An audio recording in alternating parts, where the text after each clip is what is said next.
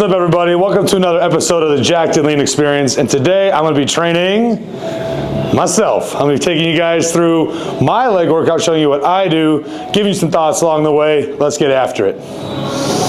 So I like to start off my leg workouts with some calf work. A lot of people will say, like, don't do calves too early in the workout. It's going to affect like your leg press output.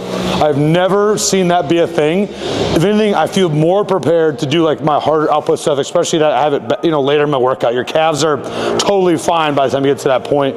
So we'll go calf raises. We'll do little abductions, some leg curls, adductions, leg extensions, and then my big leg motion. So I think it's gonna be a good one today.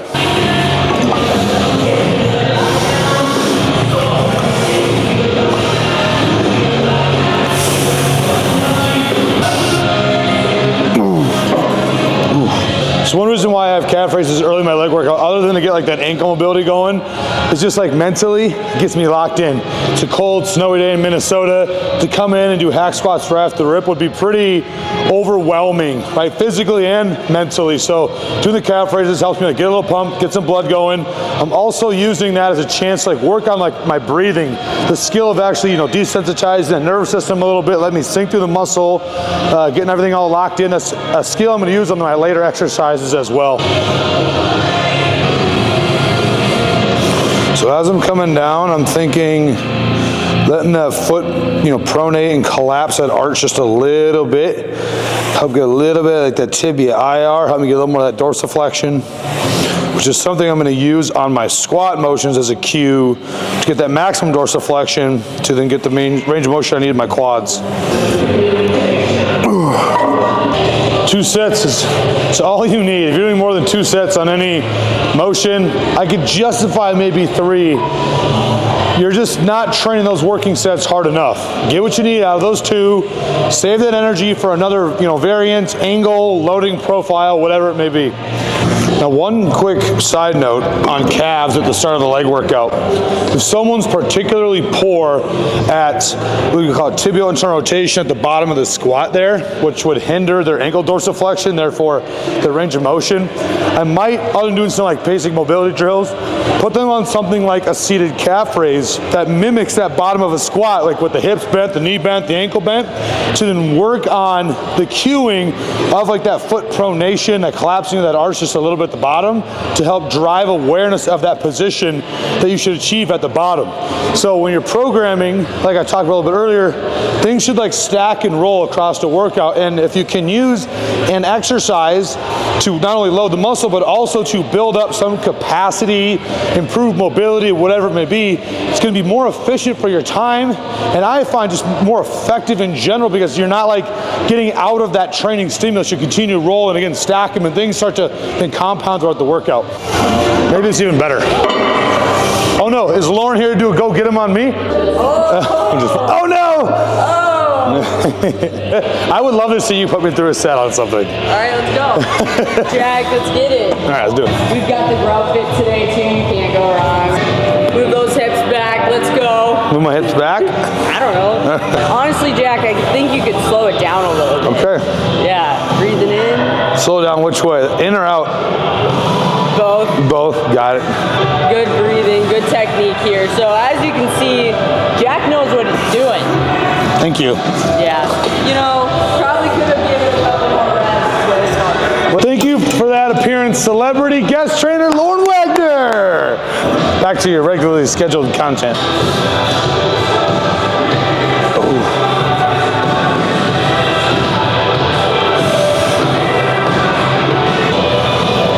Feels fantastic.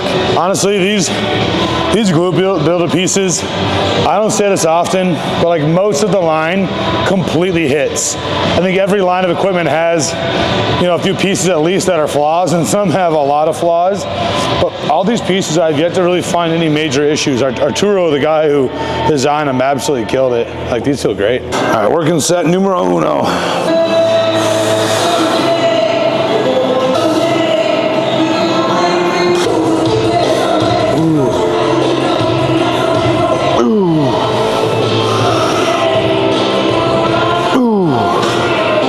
Underrated component of conditioning conditioning is muscle size.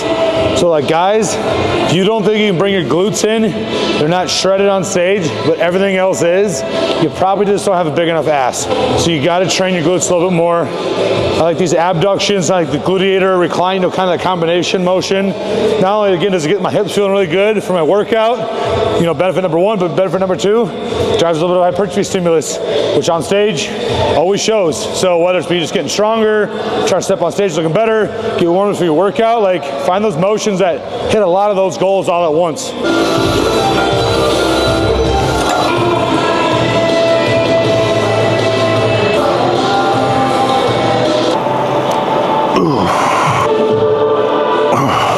So on that last couple reps before I failed, I started feeling my quad a little bit. And if you feel something like a quad on an abduction, obviously it's not the target muscle. And because you're not doing knee extension, it's likely some sort of pressure or something you're putting that's activating the muscle, even in like more of an isometric fashion. Like right there, and I found with people, if you're driving your heels down like too hard, you're tensing, you're gonna get some of like just the rest of the leg in there, versus if you start to feel that, pressuring a little more, grabbing on that muscle, riding it out, making sure that muscle's doing the work. Near failure, your body will find ways to compensate and get reps done. And on something like even like a single joint, abduction exercise, if that glute med, like that area fatigues out, if you start just like momentuming through reps and you're orienting your rib cage and like using other things, you're not growing the target muscle. So make sure it's 100% on the muscle all the time. And if it's not, try a couple basic things of just like resetting that tension first, resetting your breath, and then rolling back out. And then if you can't continue the rep, then that's failure. Failure doesn't mean you can't move that way anymore at all globally. It's a localized thing. Like it's with that muscle, it can't move anymore with good form. When I'm coaching people on like things like leg curls and leg extensions, regarding foot positioning, I want you to think about like a neutral but like a light foot. And that way, like on the leg curl, as I pressure down, I can just think about pulling more through my Achilles and feeling the hamstring grab versus like jamming that foot in the dorsiflexion, which kind of locks up the knee and makes it just not as smooth of a motion. So right here, light foot. If you haven't used a seatbelt on seated leg curls, you are missing out. Just stabilizing those hips is a game changer for output from the hams. Ooh. Ooh.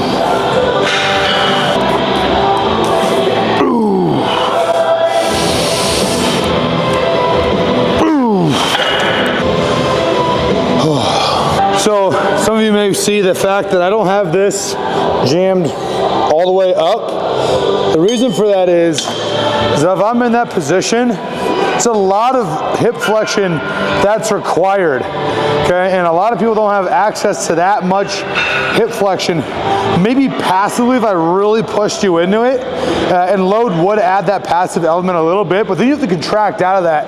And that can be somewhat dangerous. Not to mention the fact that if you feel like you're someone whose hips are always sliding forward and you have that set up super high, that's one of the reasons why. It's like you literally don't have access to it, so your body's compensating. So one thing I have found that's provided very good results for people is just dropping that pad down to achieve kind of more like your active range of flexion, I would say. If you were to lie down and just lift your leg up straight, where is that range? Set the pad to just about that or maybe a little bit more, and that'll be a good starting point to pull down where you're not overly exceeding what you can do. And if you feel like you're bottoming it out, you're just not controlling it enough, because that is your range, right? So just like breathe, sink properly, make sure you're not orienting, and you'll feel that hamstring, I promise.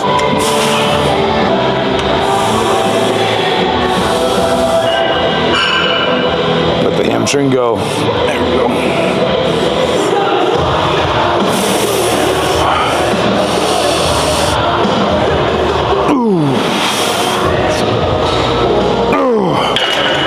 So yeah, now at this point, calves, abductions, leg curls, now adductions.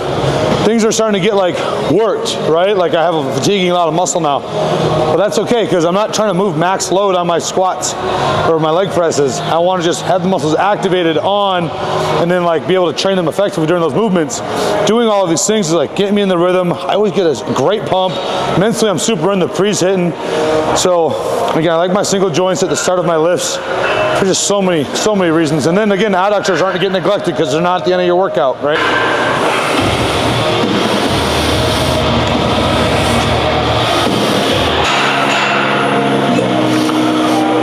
Doing adductions reclined is my preferred way of doing adductions, or at least like with some more hip extension. If yours doesn't recline, like this Nollis Nitro or a Cybex Eagle does, which are two of the best abductions I think ever made, you can put like a plate on the seat to just get you a little bit more hip extension. It's gonna bring in a little bit more of the adductor magnus.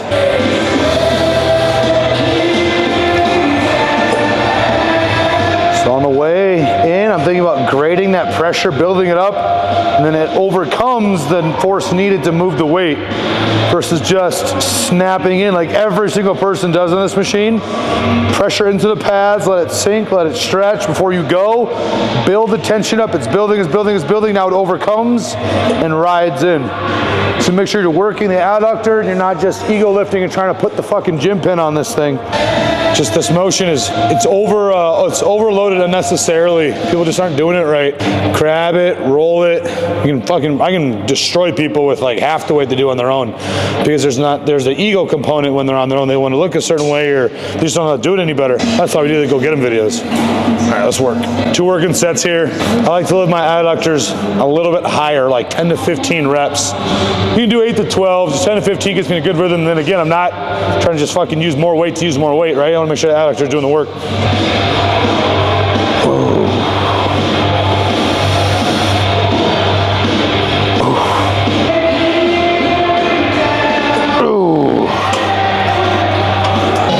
All right, let's go. Looking for 8. I'm going to get about 10 here.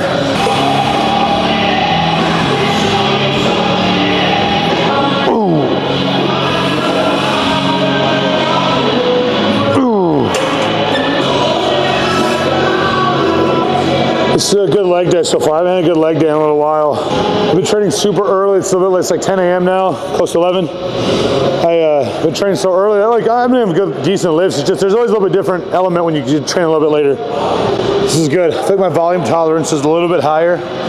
And so when you're adjusting weights or setting your starting weights or how many warm-ups you need, it's just so many variables. I don't like to put things in boxes. Kind of got to go based on feel a little bit. And the older I get, the more I train people, the more I train myself, the better I am at like that auto-regulation. But you can't use that also as an excuse to fucking go too soft on yourself either. All right, on to some leg extensions next. So this will be the last of like my single joint exercises before we get to some of the big work. But now, I mean, things are feeling really fucking good right now. My legs really started to grow when I switched everything over to this style. Just feels more like a flow to me. I coach my people to flow through their workouts a little bit more, establish a rhythm. I don't think I've had to force anything. I'm not trying to like psych myself up to hit a big fucking PR too early in my workout, right? Things are just rolling organically, and as I'm getting ready to get to the bigger stuff, I'm like feeling more like, fuck yeah, like let's get it, versus early on when you're still trying to find that flow, right? So on this Strive one today, I'm gonna hit this like mid 3 to 1 cam, so technically small cam 3, which is one of my favorite positions on these Strive Prime machines. The 1 is also great, I think highly underrated. The 3 all length and load is, I personally think, a little bit aggressive for some of the motions, but like this hybrid load is a really, really solid one. Sometimes I'll even warm up at like the 1 just because it's a little bit less strain in that lengthened position, and then I'll flip to the lengthened position load, again like that hybrid, that full 3, come time to work. Maybe even on my backup set. God, guys, there's no fucking rules when it comes to training. So I'm thinking about pressuring shin, grabbing quad, rolling through, getting just a little bit of that femoral internal rotation at the top of the rep. Squeeze the shit out of it like it owes you money.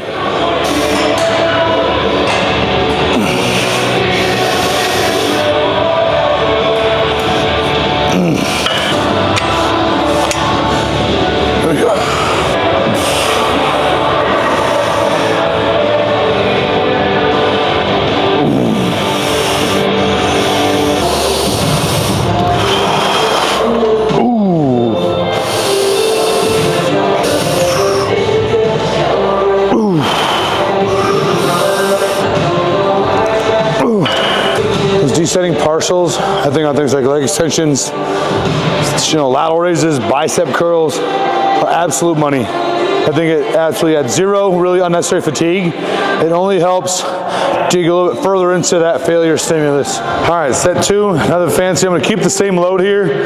I like the way that load felt. Again, some days I'll back it off a little bit more if I had a little heavier top set, or if I'm just not feeling it, but I'm feeling really good right now. So we're just gonna ride the same load, 8 to 10, here's the target.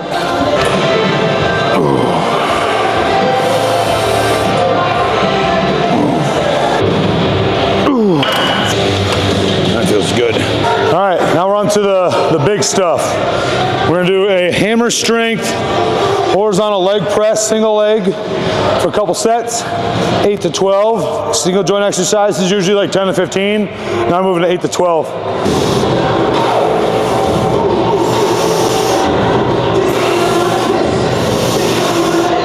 Pretty crazy to me. I think really start thinking about movement and how interconnected it all is.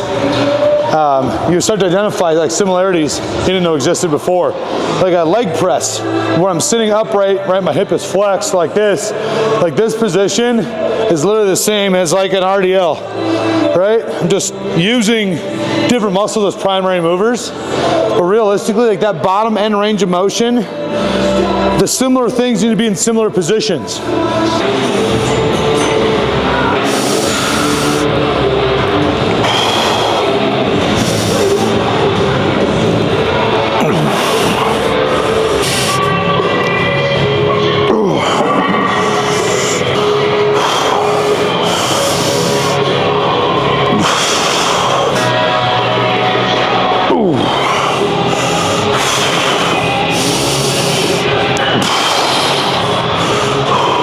I guarantee there's one thing you guys can get out of these videos. It's a lot of information. I'm not gonna have like the sexiest training videos on YouTube, but I guarantee you're gonna learn some shit.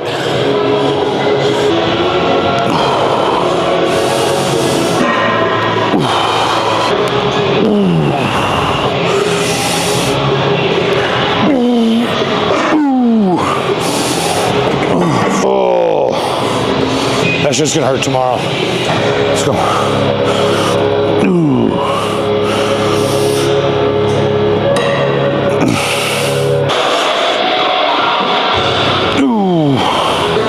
So I've never thrown up from the leg day. No need to. Oh shit, I've stumbled. On to the last big quad move. Getting some swing squats here. Like a neutral little bit throws turned out stance. Kind of just bring in everything together, and then I'll do a hinge after this, call her good. So 2 sets, I'm gonna aim for like 8 to 12 on this one.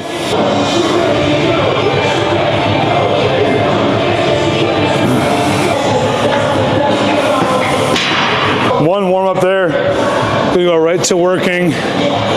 This thing's an absolute fucking beast. Have you ever been on the Mega Mass swing squat? I mean, A, it looks beautiful, but you can just tell how heavy duty this thing is, and like the actual apparatus itself is not light. So a humbler, but again, I got no ego to humble on this, so I really don't care.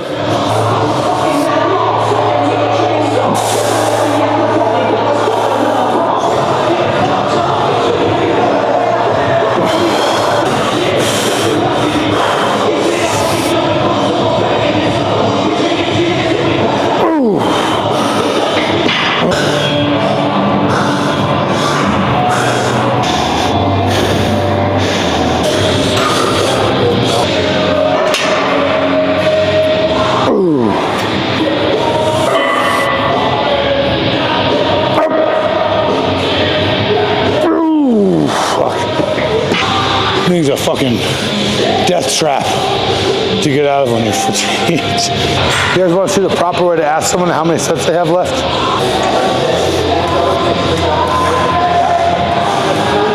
If it wasn't my gym, it might be more weird if I just stand there watching someone do a motion, but it's my gym, so I'm here to help. Especially when it's the cameraman's girlfriend. How many sets do you have left? No way. No, she says it scares you. Well, I have no idea how people, when they're done with the workout, go do like 30 minutes of stairs after a leg workout. Today, last exercise of the day. I like to finish off with some sort of like hinge, something that's not too CNS taxing. Something like the standing back attack, this kneeling version for glutes, a little more glutes. A hyper or a high foot hyper, maybe a hip thrust. Something along those lines I think really rounds out the leg workout nicely.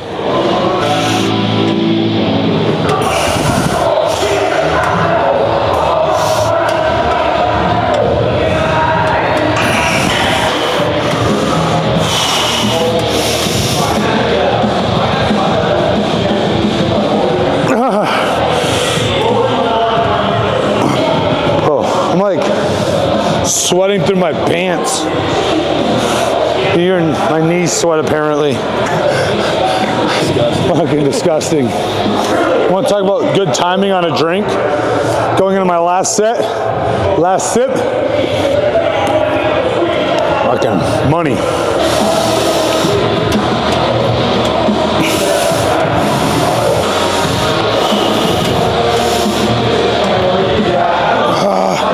One more. One more.